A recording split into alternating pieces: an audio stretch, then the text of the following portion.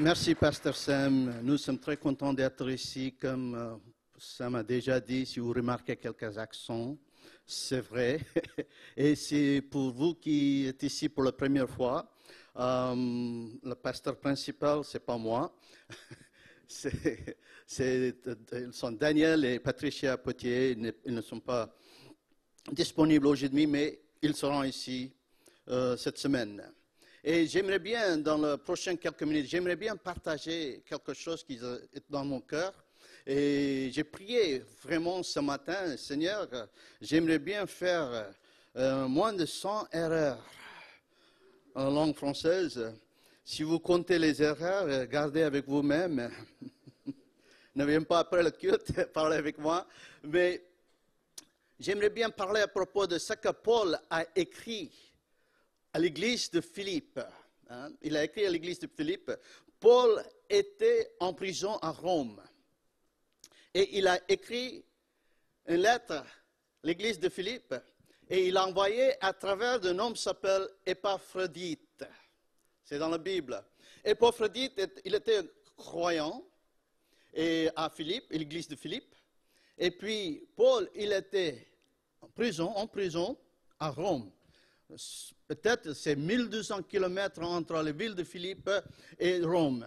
Et Épaphrodite, il a amené quelques aides, c'est-à-dire finances, à Paul. Alors je crois qu'il a marché 1200 kilomètres de Philippe à Rome. 1200 kilomètres, ce n'est pas avec 5 euros, je crois. Il est allé avec une équipe, il a amené, moi je pense à peu près 25 000 ou 50 000 euros.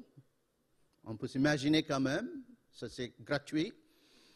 Et il a amené ça, il a resté avec Paul, et Paul a écrit une lettre, il a dit, Épaphrodite, est-ce que tu peux amener à l'église de Philippe? C'est là qu'on va commencer, Philippiens chapitre 3, versets 12 à 14. J'ai appelé ce titre « Faire de vélo » par Einstein. On va venir vers ça. Hein. Et vous pouvez suivre la lecture, Philippiens chapitre 3, versets 12 à 14. Paul dit ceci. « Ce n'est pas que j'ai déjà remporté le prix ou que j'ai déjà atteint la perfection. » Il est dans la dernière partie de sa vie. Mais je cours pour tâcher de m'emparer, puisque de moi aussi, Jésus-Christ s'est emparé. Frères et sœurs, je n'estime pas mon être moi-même déjà emparé, mais je fais une chose, oubliant ce qui est derrière et me portant vers ce qui est devant. Je cours, je ne marche pas, il a peut-être 75 ans. Je cours vers le but pour remporter le prix de l'appel céleste de Dieu en Jésus-Christ. Amen. Incroyable. Paul, il a passé beaucoup de temps dans le ministère. Il a voyagé 3 fois dans le monde à l'époque. C'est lui qui va dire, j'ai encore un terrain à gagner. C'est incroyable. Moi, je pense que moi et mon épouse, Tina, on a travaillé, vous avez entendu le parcours, on a commencé notre parcours dans le ministère en 1987. Ça fait longtemps, n'est-ce pas? On va pas calculer quand même. J'ai commencé mon ministère quand j'avais 5 ans. Non, mais... et presque 32 ans. 32 ans. Je pense que j'étais en Inde 22 ans, j'étais en Amérique 8 ans, j'étais en Madagascar presque des années 15 ans, et puis en France 6 ans. Je pense que j'y suis arrivé. Mais Paul dit non, pas encore. Pas encore. Tu as encore un progrès à faire, avancer en avant. C'est pourquoi le premier point, c'est Albert Einstein, quand il parle, je ne comprends rien de tout, désolé. Alors si je cite Albert Einstein, c'est que j'ai compris ce qu'il a dit une fois dans ma vie. C'est ça qu'il a dit. Albert Einstein a dit, la vie est comme un vélo. Pour garder l'équilibre, il faut avancer. Si tu n'avances pas, tu ne gardes pas l'équilibre. Si tu ne gardes pas l'équilibre, tu vas tomber. Si tu tombes, tu n'avances pas. Si tu n'avances pas et tombes, Dieu ne peut pas utiliser comme il faut. C'est simple. Alors, à notre vie, ici, Paul dit continuez d'avancer. Et qu'est-ce que nous fait tomber dans notre vie? Paul nous donne un conseil à propos de plusieurs obstacles qui nous empêchent d'avancer et donc qui nous font tomber. N'est-ce pas? Parce que quelquefois, c'est vrai, parfois on avance bien dans notre marche spirituelle. Et on est en train de grandir, c'est vrai, de progresser. Tout d'un coup, nous font tomber. On arrête de pédaler et puis on tombe. Qu'est-ce qui nous arrête d'avancer? C'est ça que je voudrais voir ce matin. Je remarque 3 points, 3 principes de ce texte. Qu'est-ce qui nous arrête d'avancer? Quelles sont quelques-unes des raisons pour lesquelles on s'arrête? Dans le Nouveau Testament, il est souvent question de croissance spirituelle. C'est ça. Mais ce n'est pas seulement le salut. C'est pourquoi Paul se sert de lui-même, de son parcours, comme un exemple. Ce n'est pas que j'ai déjà remporté le prix ou que j'ai déjà atteint la perfection. Frères et sœurs, je n'estime pas être moi-même déjà emparé. Première raison que nous arrêtons de progresser, c'est la surestimation de notre niveau de maturité actuel. N'est-ce pas? De temps en temps, je pense que je suis dans le ministère, j'aime bien, j'ai fait la lecture de la Bible, j'assiste à l'église, je sais comment dire Alléluia, comment dire Amen. Mais quand même, Paul nous encourage à dire, faites attention, tu vas tomber si tu ne vas pas bien, si tu n'avances pas, tu vas tomber. Alors, il ne faut pas surestimer. Moi, je pense, ça fait quelques années, 2-3 années, le pasteur de Tours, je peux dire, le pasteur de Tours nous a proposé, Tina et moi, en vacances. Si c'est une vacance gratuite, j'ai dit oui. Oui. Il m'a dit, il vient de la région Pyrénées, alors il a dit, on va faire, alors on est dans les Pyrénées. Il m'a dit, conduis-toi et Tina, tu conduis là-bas, nous avons un grand appartement, on va passer une semaine là-bas. J'ai dit, waouh, c'est la première fois. Mais moi, il faut comprendre bien, moi je suis né en Inde, dans une ville de 10 millions d'habitants, comme l'île, à peu près. Et Tina, elle est née dans un état qui s'appelle Wyoming, à côté de Colorado, en Far West, le pays de John Wayne. Vous voyez le contraste ici, hein? Alors on est arrivé dans les Pyrénées, je regarde, premièrement, il n'y a personne là-bas. Et qu'est-ce qu'on va faire en vacances quand personne n'est là pour moi? Elle sort de la voiture, elle dit, waouh, c'est impeccable, incroyable. Elle me dit, regarde l'oiseau, cet oiseau-là. J'ai dit, j'ai déjà regardé à Tours. Ce n'est pas nécessaire de venir jusqu'à là-bas pour regarder un oiseau. Elle a dit, waouh, cet arbre, oui, il y a plusieurs arbres à Tours aussi. Vous comprenez la différence? Alors, le pasteur arrive de Tours. Ils m'ont dit que demain, on va faire une randonnée en plus. J'ai dit, c'est quoi une randonnée? Il a dit, on va monter là-bas. Tu regardes là-bas, 4 heures à monter et 3 heures à descendre. J'ai dit, quoi? Ça, c'est pas une vacance gratuite. Si tu veux me faire travailler, j'aurais pu travailler à Tours, qui va produire quelque chose. Ça, c'est notre manière, dimension de dire, j'aimerais bien. Mais j'ai oublié que j'ai fermé à clé un côté de mon cerveau et jeté les clés dedans. Le cerveau qui adorait la création de Dieu. Je ne sais pas quel côté du cerveau vous avez fermé à clé et jeté, mais Paul nous encourage, ne surestime pas ton parcours, ta maturité. Tu as encore le terrain à gagner. Moi aussi, Surtout moi. Et tu peux me dire, j'ai travaillé, comme j'ai dit, on a travaillé partout, en Inde, en Afrique, en Amérique, maintenant en Europe. Tu peux dire, ah, tu as bien habitué, dans une citoyenne globale, on peut dire.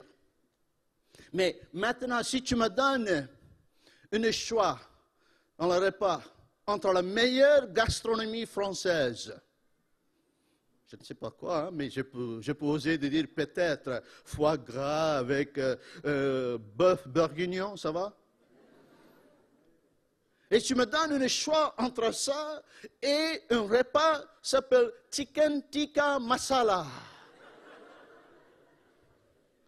Vous connaissez?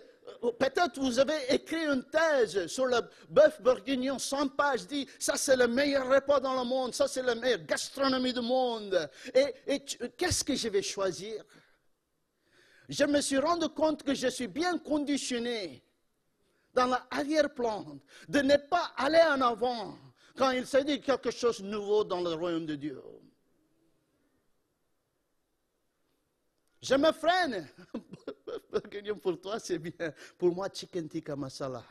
J'aimerais bien lancer un défi. Vous marchez vers le chicken tikka masala, vous aussi. Il y a des terrains à gagner. C'est ça que Paul voudrait dire. Paul a dit à Romains, chapitre 12, verset 3, par la grâce qui m'a été donnée, j'ai dit à chacun de vous de ne pas savoir une trop haute opinion de toi-même ou lui-même. Ouf! Ça me frappe, ça m'interpelle, ça me pousse vers le bœuf bourguignon. Mais de garder des sentiments modestes. Je sais tout. Chacun selon la mesure de foi que Dieu lui a donnée. C'est ce que Paul veut nous dire simplement. Ce n'est pas que nous devons nous dévaloriser, non, ce n'est pas ça que je voudrais dire, mais que nous devons savoir où nous en sommes en ce qui concerne la maturité. Il faut prendre l'état actuel. Si vous ne connaissez pas où vous êtes, ce sera difficile d'aller en avant, n'est-ce pas? Simple, dans toutes les dimensions. Il faut savoir, il faut connaître. Si tu es riche, assume. Si tu n'es pas riche comme moi, assume aussi.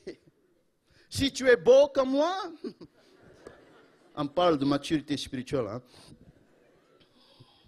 Assume.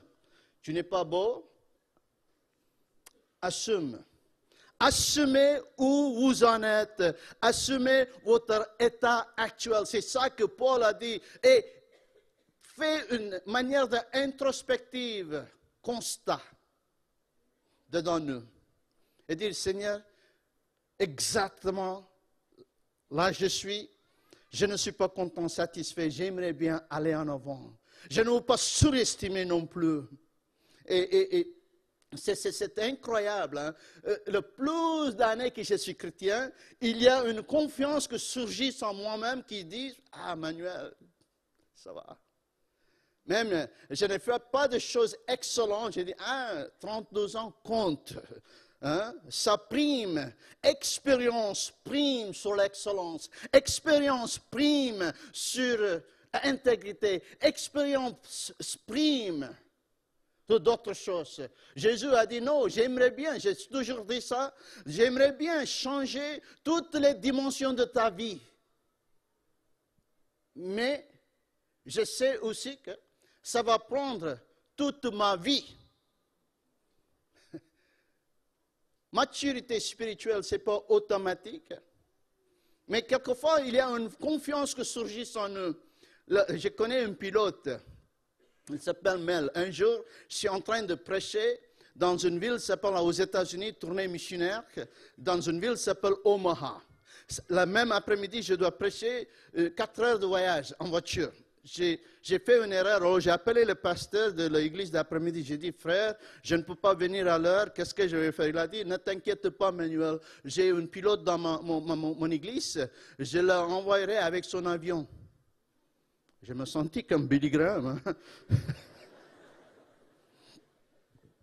jusqu'à ce qu'il arrive avec son épouse. Dans un petit avion, je l'entends, je regarde, ils étaient un certain âge. J'ai dit, Seigneur, je vais aller avec eux. Je n'ai pas dit encore mon épouse où je suis, avec qui je vais, dans quel avion je prends. Alors, il m'a amené, il a dit, Manuel, tu connais quelle est la faiblesse du pilote? J'ai dit, non, je ne veux pas savoir rien de tout la faiblesse. Amène-moi à l'église là-bas, s'il te plaît. Et entre lui et son épouse qui arrive, ils sont en train de discuter, ça peut être. Et ils sont en train de... Et tout d'un coup, le moteur arrête complètement. On est 5000 mètres en haut. Après, il m'a dit, Manuel, n'inquiète pas. Non, je n'ai aucun souci. Je suis près de Dieu maintenant. Si Dieu m'a appelé maintenant, c'est la meilleure situation. Je n'ai plus besoin d'aller en avant, gagner le terrain. C'est fini. Mais il a dit, j'ai oublié d'ouvrir le 12e réservoir. J'ai dit, s'il te plaît, concentre. Une fois, il a failli atterrir à côté de la piste. Je suis si bête, je suis allé avec lui 12e fois aussi. Une autre fois, on est en train d'atterrir, son épouse dit, qu'est-ce que tu fais? Il a dit, je vais atterrir. Son épouse a dit, non, ça c'est autoroute 80 aux États-Unis. J'ai dit, non.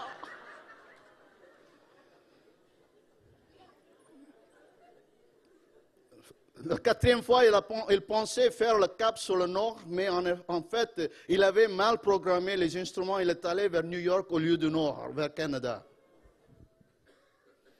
Heureusement, il ne travaille plus. La maturité spirituelle n'est pas automatique, ce n'est pas donné, ça ne fait pas toute seule. Ça fait dans un groupe. Dans un groupe de maison, groupe de jeunes, groupe d'hommes, groupe de femmes, dans une église comme ça.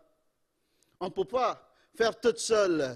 Ce qui est déterminant dans la maturité, simplement, c'est l'attitude qui provient d'une confiance en Dieu, comme Abraham avait en Dieu quand il s'agit d'Isaac. C'est important. La première chose, alors, c'est la surestimation de notre niveau de maturité actuel. La deuxième chose, j'aimerais bien vous dire, la deuxième chose, Paul nous donne une deuxième raison que nous arrêtons de progresser, perdre l'équilibre, nous tombons. Pourquoi? Voilà. La sous-estimation du but que Dieu a pour nous. C'est ça que Paul est en train de dire. Jésus s'est emparé de vous, s'est emparé de vous, afin que vous puissiez, à votre tour, vous emparer d'un but, d'un prix qu'il a pour toi et moi. Il y a quelque chose que Dieu a pour toi et moi. Il veut te saisir et dire, va maintenant. Il y a encore le terrain à gagner. Tu n'es pas terminé encore ton parcours. Continuez dedans. Je me rappelle, quand j'étais jeune en Inde, je suis allé dans une église qui est construite en paille. On ne trouve pas l'église comme ça en France, hein, seulement en Inde. À l'époque, c'est une paille, on dit, hein.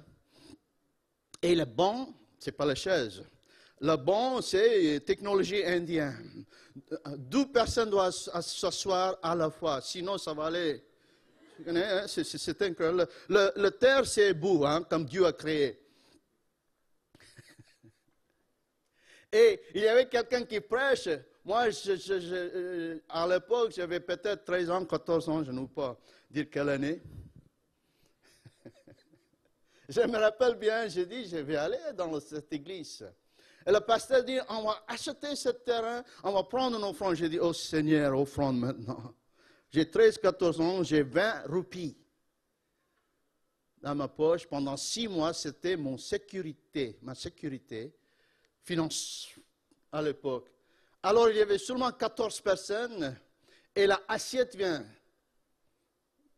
tu ne peux pas faire semblant de faire quelque chose dans le sac. Tu dois mettre quelque chose parce que dès que cette assiette arrive, tout le monde, il me semblait que tout le monde me regarde. Alors j'ai seulement 20 roupies, j'ai pris les 20 roupies, j'ai mis ça, j'ai dit, pourquoi je suis venu à l'église? C'est parti maintenant. Ils vont acheter un terrain. Tina et moi, souvent, on est allés dans cette église, même maintenant. Cette église a acheté le terrain. Ils sont 50 000 croyants maintenant. Oui, je suis propriétaire d'une partie de ce terrain. Ils sont en plus ouvert plusieurs d'autres églises. Ce que je voudrais dire, la sous-estimation du but que Dieu a pour nous. J'ai surestimé ce que j'avais dans mes poches et sous-estimé ce que Dieu a pour le royaume de Dieu à travers de toi et moi. C'est incroyable. Ça, c'est le plus grand problème. Je ne veux pas entrer dans ça, mais ça, c'est le plus grand problème dans la vie des pharisiens. Ils pensent qu'on va perdre la nation, on va perdre l'identité. Jésus, tout en moi, je ne veux plus te voir. Parce que devant l'Empire romain, tu nous dénigres. Ils ont oublié. Ils ont pensé que ce qu'il a, il a surestimé ce qu'ils avaient et sous-estimé ce que Dieu et Jésus a amené pour eux. Mais je cours, c'est ça Paul a dit, sous-estimer. Je cours, je ne veux pas sous-estimer ce que Dieu a pour moi, mais je cours pour lâcher de m'emparer, puisque de moi aussi Jésus-Christ s'est emparé. Frères et sœurs, je n'estime pas m'en être moi-même déjà emparé. Je cours vers le but pour remporter le prix de l'appel céleste de Dieu en Jésus-Christ. Amen. On vient vers la conclusion. J'aimerais bien vous demander une question. Pour quel but s'est-il emparé de vous? Parce que le but et les objectifs de Dieu dépassent notre propre but et objectifs pour nous-mêmes. N'est-ce pas? La vision de notre Église, c'est de, quel que soit dans l'Écriture, vous avez mis la vision, ça doit être de guérir les cœurs brisés, de libérer les captifs, d'annoncer la bonne nouvelle, n'est-ce pas? Ça, c'est notre mission générale, en parlant de notre mission générale. Quel but que Dieu s'est-il emparé de vous? Quelle promesse, je veux aller un peu plus grande, quelle promesse que Dieu a-t-il faite au monde quand il vous a créé? J'ai créé Emmanuel, afin qu'il puisse donner 20 roupies. Je ne sais pas. Je ne sais pas. Peut-être pour nous, ça nous semble comme une petite chose, mais Dieu va utiliser dans une manière grande, incroyable, extraordinaire. Et le dernier point, je voudrais vous dire simplement, la troisième raison que nous arrêtons de progresser, déséquilibrer, tomber, est un regard trop souvent tourné vers le passé. C'est ça que Paul est en train de dire. Oublions. Hein? Non, il ne demande pas que tu aies quelque amnésie, que tu oublies la date d'anniversaire de... Hein, non, c'est pas ça. Il voulait dire, oublions ce qui est derrière. Il ne veut pas que ton passé dicte ton avenir. C'est tout. Mon passé, il y avait plein d'incohérences, plein de douleurs, plein de temps gâché. Mais Dieu a racheté mon passé ainsi que ton passé. C'est pourquoi Paul pourrait dire, oublions ce qui est derrière et me portons vers ce qui est devant. Il est possible de penser trop à notre passé, en ce qui concerne les bonnes et les moins bonnes expériences, n'est-ce pas? Il dit, oublie ce qui s'est passé. Mon beau-père, je suis allé à Far West. Quand je suis allé pour demander mon bon-père, j'aimerais bien marier ta fille. Mon beau-père, il a 2 mètres, quelque chose comme ça. Pasteur Sam, un cowboy. J'arrive, les Indiens arrivent.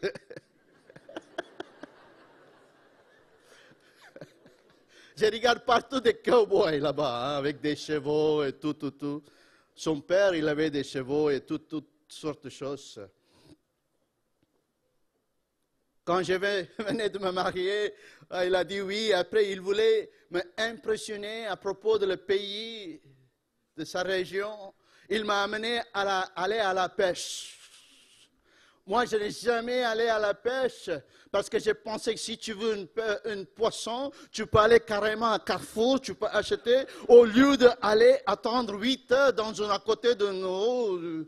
Tu parles avec lui, il parle de l'histoire de... Oui.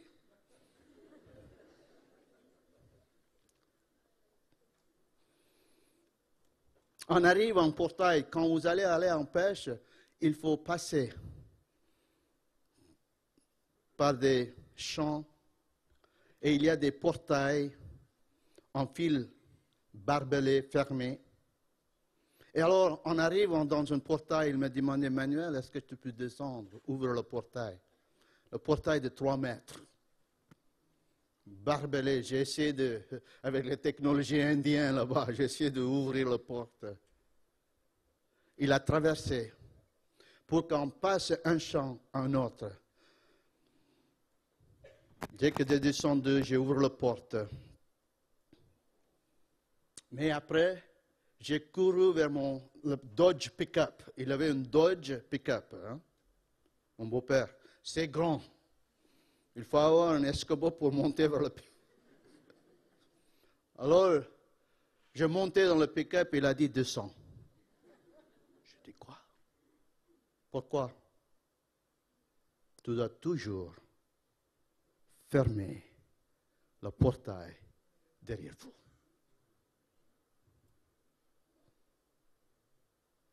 Dieu t'appelle. Est-ce que tu as fermé le portail de ton passé?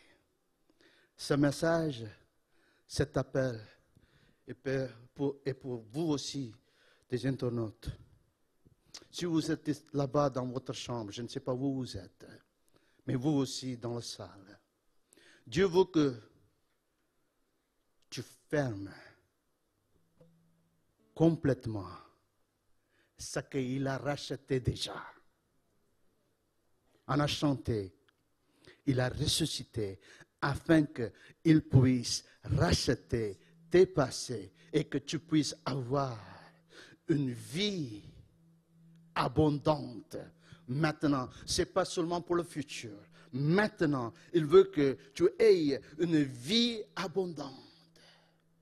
Est-ce que vous pouvez vous mettre debout ensemble? Pendant que le musicien commence à jouer, arriver vers un chant, il faut toujours fermer le portail derrière vous. C'est ça que Paul a dit. Oubliez ce qui est en arrière. Cours vers le but que Dieu a pour toi. Merveilleux. Il a quelque chose de grand pour toi ce matin. Il a quelque chose de nouvel pour toi ce matin. J'aimerais bien que tu le saisis. Il s'est saisi de toi. Il a dit, j'aimerais bien que tu marches avec moi. Il s'est saisi de vous, chacun de vous ici, chacune, afin que tu puisses s'emparer aussi ce qu'il a mis pour toi et moi. Peut-être vous êtes ici, vous pensez qu'avec mon passé, c'est impossible pour Dieu de faire quelque chose dans ma vie. J'aimerais bien vous promettre, son sang a jamais perdu la valeur de te racheter, même ton passé. Il vient à côté de toi ce matin pour te dire, je t'aime. Ta grâce, ma grâce est infinie. Oh, la bonté que je te montre manifeste envers toi, c'est vraiment riche. Il y a un but pour toi. Il y a un projet pour toi. Il y a un plan pour toi que Dieu a mis pour toi spécifiquement, précisément pour toi. Et ce matin, j'aimerais bien que vous profitez, prenez l'avantage de saisir en Dieu ici. Oui, Seigneur, j'aimerais bien oublier mes passés. J'aimerais bien courir vers ce que tu as pour moi. Alléluia, alléluia, alléluia. Pendant qu'on chante,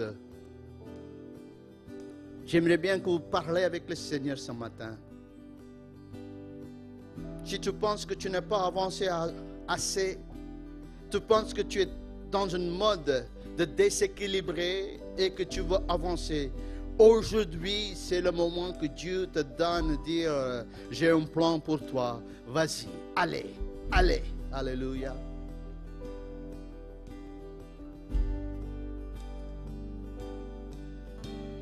Tu as tout donné pour moi, portant tous mes péchés à la croix. Ta grâce a dissous ma honte. Dans l'océan, ton amour sans fin. De tout mon cœur, j'offre tout, Seigneur. Trouvé en Christ, je vis ton amour à jamais. De tout mon être, par ta grâce, je viens. La plus belle histoire d'amour est en toi, mon sauveur.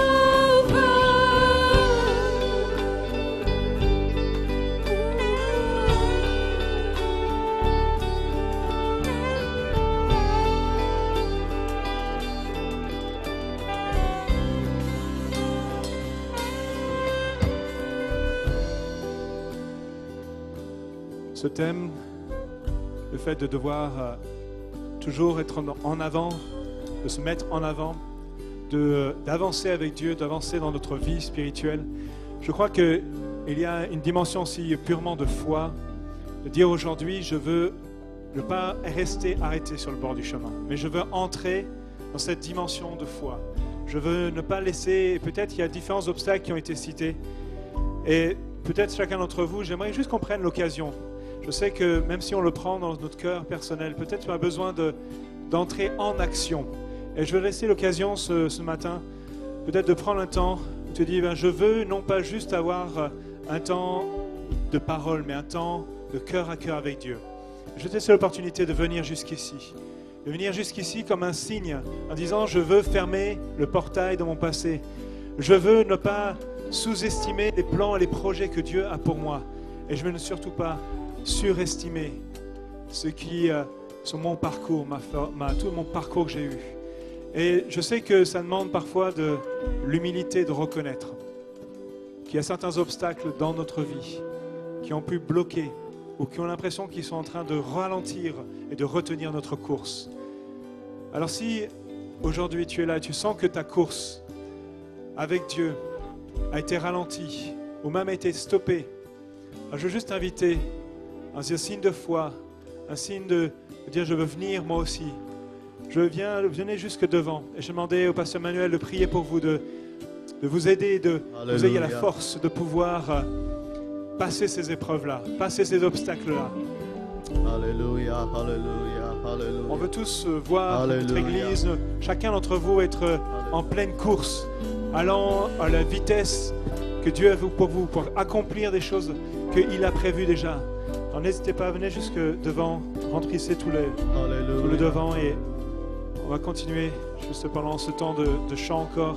Avancez du balcon en bas et même aussi dans votre chambre, dans votre lieu où là vous êtes sur Internet. Je venais peut-être juste ce moment de dire je viens moi aussi. Alléluia, alléluia, alléluia, alléluia. quelle que soit votre douleur, quel que soit votre passé, quelle que soit votre circonstance difficile, rien n'est impossible pour Dieu. Je suis bien convaincu. J'ai la confiance en Dieu. Et j'ai la confiance en Dieu qu'il va te libérer. Il va te guider, diriger ce matin. Alléluia. J'aimerais bien prier pour vous. Est-ce qu'on peut ensemble lever la main, prier vers le Seigneur il a dit, je suis le chemin. Il ne va pas montrer le chemin, il est le chemin. Alléluia, alléluia, alléluia. Seigneur, nous te remercions, Seigneur. Parce que je sais qu'il y a des gens qui représentent devant nous, Seigneur, avec des fardeaux, avec des douleurs, avec, Seigneur, des circonstances difficiles, quel que soit le domaine, peut-être la finance, maladie, relationnel. Seigneur, tu es capable de donner une solution maintenant. Seigneur, j'ai prié, Seigneur, que tu remplis chacun et chacune ici avec ton amour, ta grâce, ta bonté. Alléluia. Afin qu'ils puissent expérimenter ta présence dans une manière extraordinaire. Alléluia. Bénis-le au nom de Jésus. Bénis-la, Seigneur. Seigneur, parle avec eux, Seigneur. Individuellement, manifeste ta puissance, manifeste ta gloire. Alléluia, alléluia. Seigneur, nous voulons t'appeler. Être près de nous, Seigneur. Être près de nous. Tu es notre chemin ce matin. Alléluia.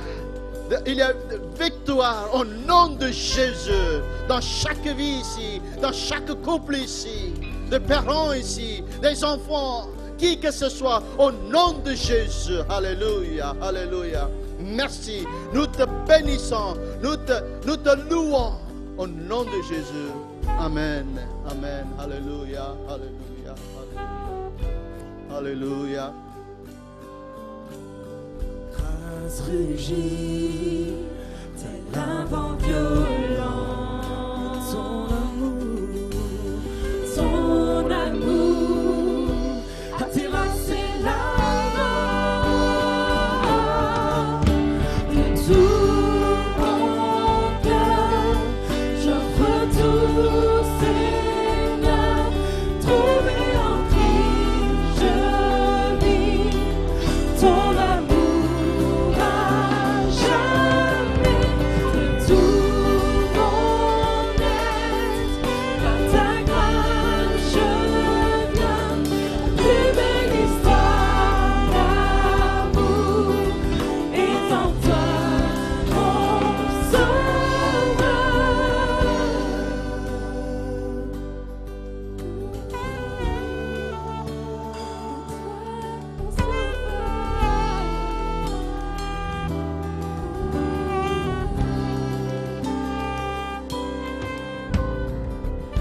Celui qui a sauvé mon âme, à celui qui m'a ouvert ses bras, à celui qui est sauveur et roi, je chante à jamais. On déclare ensemble. À celui